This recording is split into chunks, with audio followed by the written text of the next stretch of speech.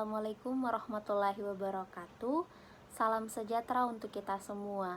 Ketemu lagi bersama saya Tiara Nabila Safrani dengan nomor induk mahasiswa 2202085000028 dari kelas 01 PKK Tata Busana, Fakultas Teknik Universitas Negeri Makassar. Video ini dibuat untuk memenuhi salah satu tugas dari mata kuliah Perkembangan Peserta Didik dan Guru dengan dosen pengampu Ibu Dr. Haja Syamsida MPD dan Ibu Ayu Saputri Bahar SPD MPD. Di sini saya mengangkat studi kasus peserta didik yang sulit mengendalikan emosi. Emosi merupakan suatu pengalaman yang sangat nyata dan disertai dengan penyesuaian diri di dalam diri seseorang yang berkaitan dengan mental fisik yang berwujud pada suatu tingkah laku seseorang yang tampak dari semua jenis perasaan yang ada di dalam diri seseorang. Tidak menutup kemungkinan bahwa sekolah terdapat peserta didik yang mengalami perilaku menyimpang seperti sulit mengendalikan emosi. Peserta didik yang sulit mengendalikan emosi tersebut terlihat sering membuat kekacauan di kelas, melanggar peraturan sekolah, sukar menyelesaikan permasalahan yang dihadapi, sedih berlarut-larut, bersikap tidak toleran, berbicara kasar, senang menertawakan kesalahan orang lain, merusak fasilitas sekolah, tidak mendengar nasihat guru, bahkan terlihat menentang, mudah terpancing amarah, mengalami percekcokan dengan temannya, bahkan terjadi perkelahian dan sebagainya. Selanjutnya yaitu gambaran kasusnya. Sebuah murid yang bernama Rifai merupakan anak yang periang dan agresif. Ia mempunyai kebiasaan jahil kepada teman di lingkungannya sehingga Rifai sering dijuluki anak bandel.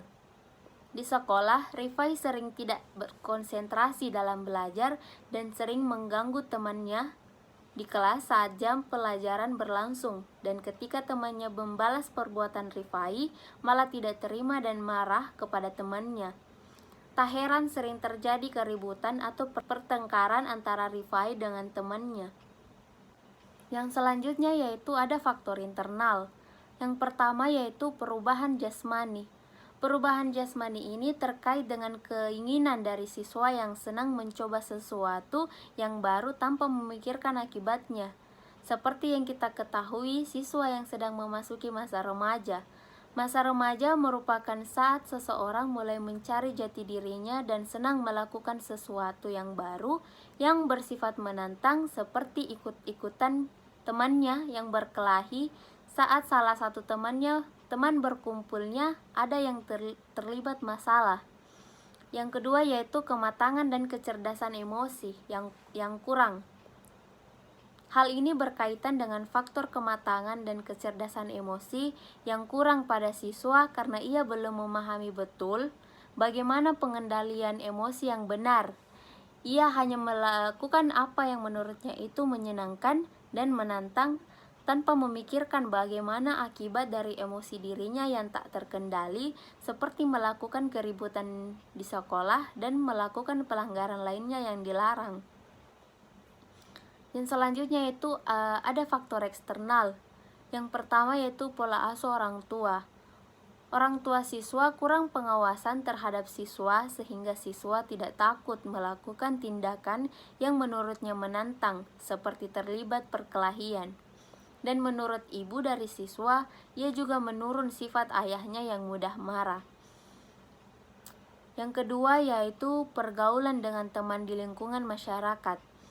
Diketahui siswa berbicara dan berperilaku kasar, sehingga akhirnya berbicara kasar dan berperilaku kasar sudah menjadi suatu kebiasaan buruk yang sering dilakukan oleh siswa. Yang selanjutnya yaitu ada metode pendekatan. Adapun pendekatan yang digunakan adalah model konseling behavioral dengan menggunakan teknik shaping agar konseli dapat membentuk tingkah laku baru yang sebelumnya belum pernah ditampilkan dengan memberikan reinforcement secara sistematik dan langsung setiap kali tingkah laku ditampilkan.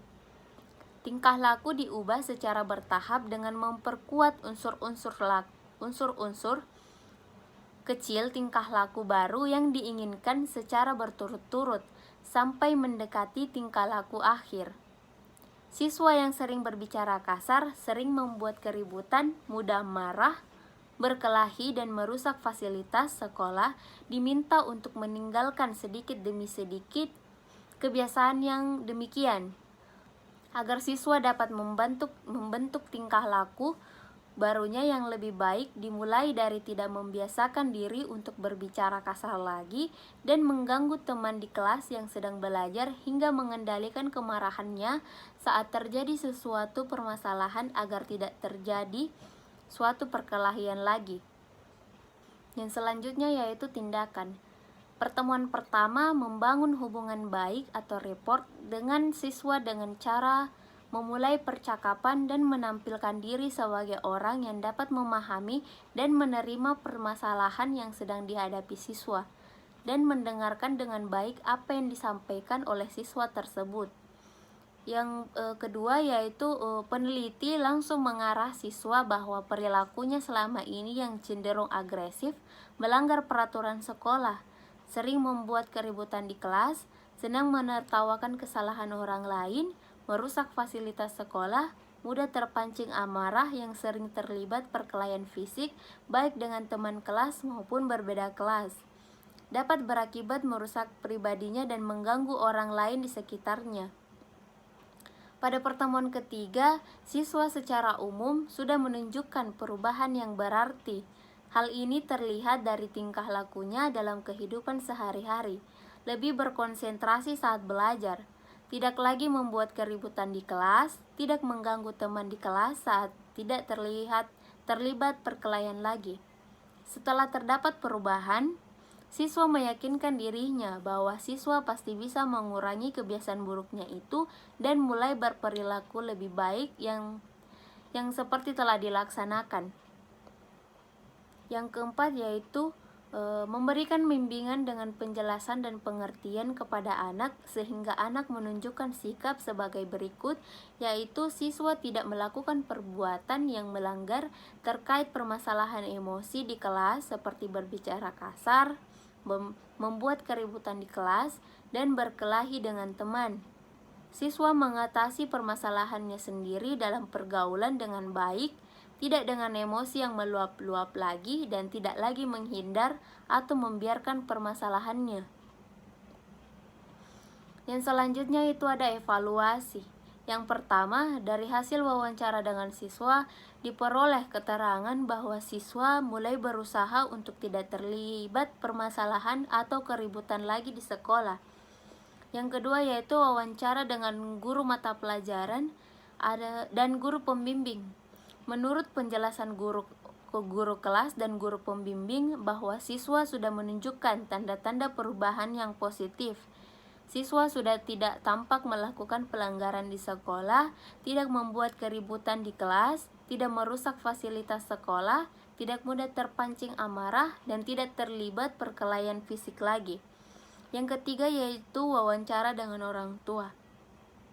Menurut penjelasan orang tua bahwa siswa sudah menunjukkan tanda-tanda perubahan yang positif, siswa tampak berperilaku baik dan sopan saat di rumah.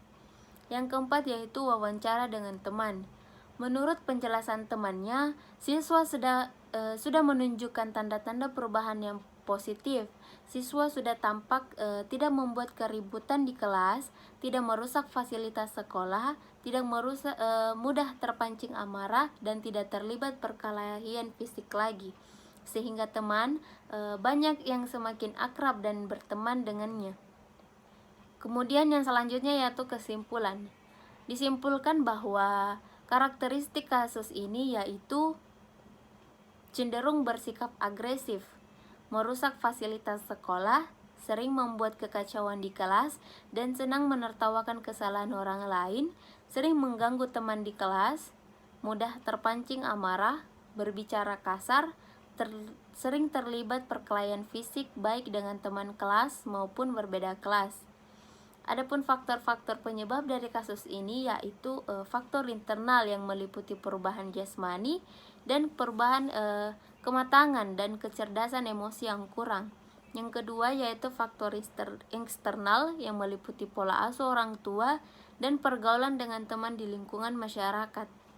Kemudian alternatif bantuan yang diberikan kepada kasus ini berupa treatment menggunakan mode konseling yang behavioral dengan teknik model konseling behavioral yaitu shaping. Dan hasil yang diperoleh dari layanan bantuan yang diberikan pada kasus ini yaitu siswa sudah banyak mengalami perubahan terutama dalam hubungan sosial dan teman-temannya, seperti siswa dapat berkomunikasi dengan baik kepada teman-teman sekelasnya tanpa berbicara kasar. Juga tidak dapat terlibat perkelahian lagi, tidak merusak fasilitas sekolah, serta semakin meningkat keaktifan dalam pelajaran tanpa mengganggu teman lagi pada saat proses belajar berlangsung dalam kelas, baik kelompok maupun individu. Kemudian yang selanjutnya yaitu ada saran. Berdasarkan kesimpulan di atas bahwa dalam upaya pengatasan masalah peserta didik yang sulit mengendalikan emosi, disarankan untuk memberikan perhatian yang intensif dalam bimbingan dan memperhatikan perkembangan siswa.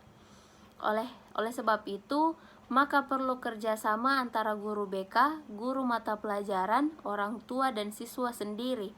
Siswa disarankan untuk tetap menjalankan alternatif bantuan yang sudah diberikan. Kasus yang terjadi pada SMP ini adalah satu di antara anak usia sekolah menengah pertama yang sudah marak terjadi dan sangat memberikan pengaruh buruk pada perkembangan emosinya kelak jika terus dibiarkan. Sebagai saran dari peneliti, setiap anak perlu mendapatkan perhatian yang lebih. Orang tua haruslah peka dalam mendidik anak, sebab anak-anak, terutama siswa pada kasus ini, sedang dalam tahap mencari jati diri. Semua peserta didik perlu diajarkan emotional education agar dapat mengelola dan mengendalikan emosinya dengan baik.